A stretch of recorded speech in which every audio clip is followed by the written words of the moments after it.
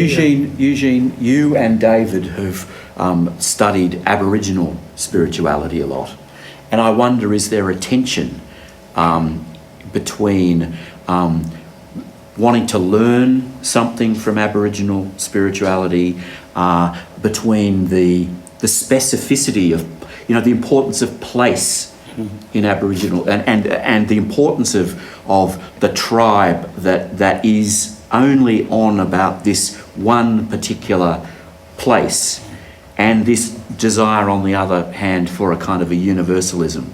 It's very interesting to me that in your book, right at the very last page of your book, you warn about people feeling they can appropriate Aboriginal spirituality. I took that idea from David, actually, and I found it very wise, because at the time that I read that, I was very much involved with Aboriginal pastoral work, and I could see that this was very much a danger, that that I would take it over as something, in much the same way that you find people going off shamanism, or the American natives, for example, that they want to take on the whole thing, and it's a misplaced sentimental attitude, really. Yeah, in the sense that it's theirs, it can't be ours. That's right. And to make it ours, it means pinching it from them, to be honest.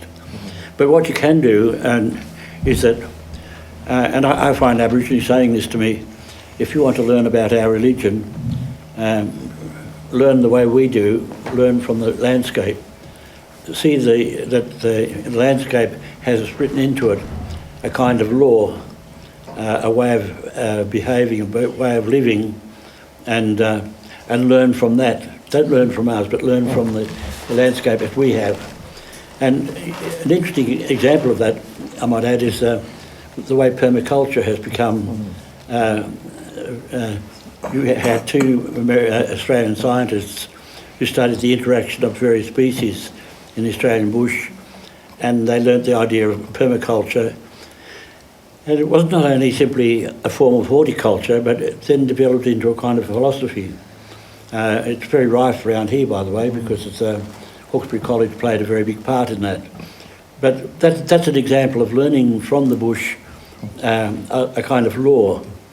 And I find a lot of Aboriginal wisdom is really human wisdom.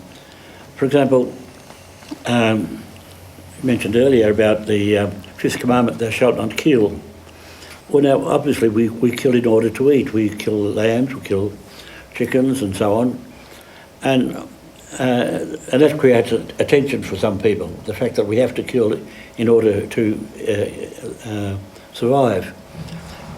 The Aboriginal wisdom was that all these species have their own law, and it's part of that law is what they consume. So it's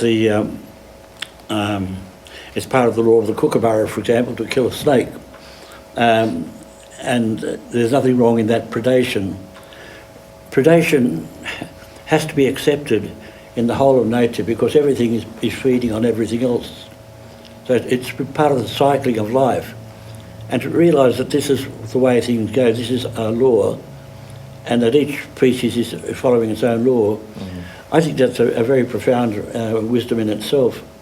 Now, you don't have to be Aboriginal to subscribe to the wisdom of that. Eugene, one of the things, Stephen, that I appreciate most about Eugene's recent book is a statement where you say that what went on in Ireland when the Christians first came to Ireland, and the pilgrims and the missionaries brought Christianity to Ireland, learnt a great deal from Celtic spirituality. And your hope and vision for Australia was that Christianity in Australia might also, as happened in the which century? The 6th century in Ireland, that might happen here. And this is what brought Eugene and I together probably 25 years ago.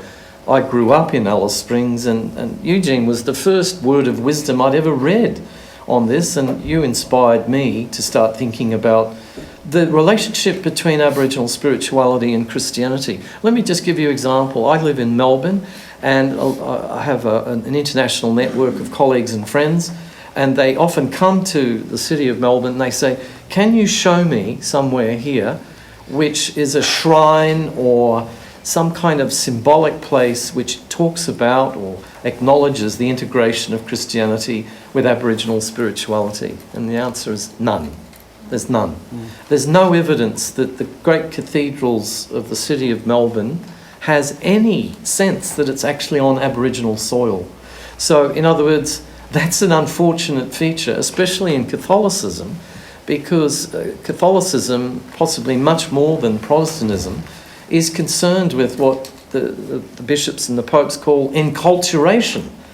And you don't really feel that in Australia there has been much enculturation going on between Christian and Aboriginal spirituality.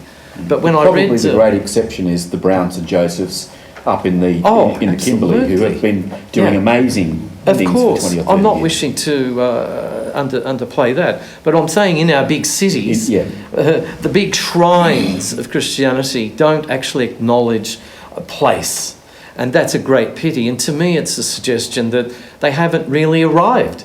They haven't really. There's no grafting. There's no opening to the reign of God that Kevin was talking about earlier. The reign of God.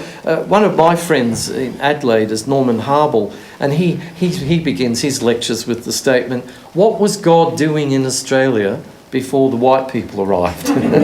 Well, that question doesn't even raise itself. Many people, we brought God here. What a hubris that is. What an unbelievable inflation of our value. Of course God was doing something here. And that, whatever God was doing here before Europeans arrived, is what we've got to get back to. And I think I found your book very, very inspirational, Eugene, because that's what you're talking about. It's a real outpouring, a connecting at the deepest, dare I say, archetypal level about where theology springs from, and yet also acknowledging difference.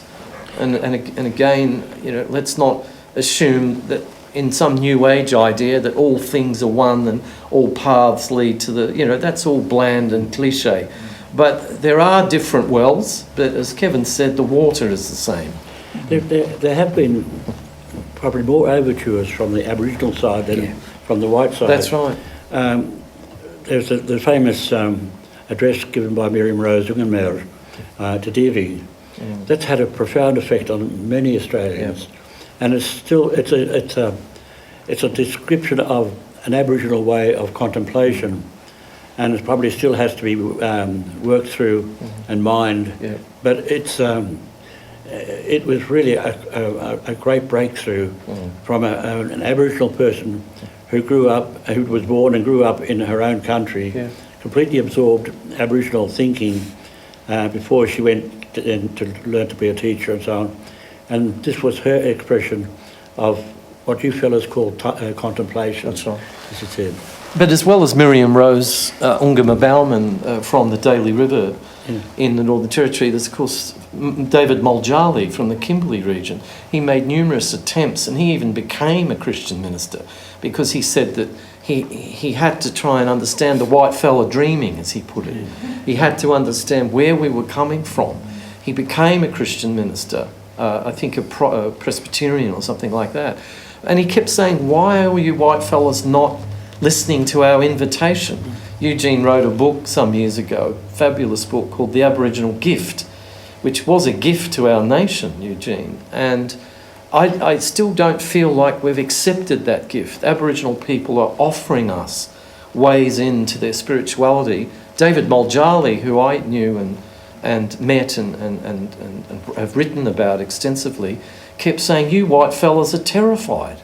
You're terrified of dealing with our spirituality. Well, I think they're in much the same position as the Catholic bishops in the Roman Catholic Church. They're terrified of any, let alone indigenous spirituality, any form of mysticism or insight into the numinous, which is not bound by medieval theology.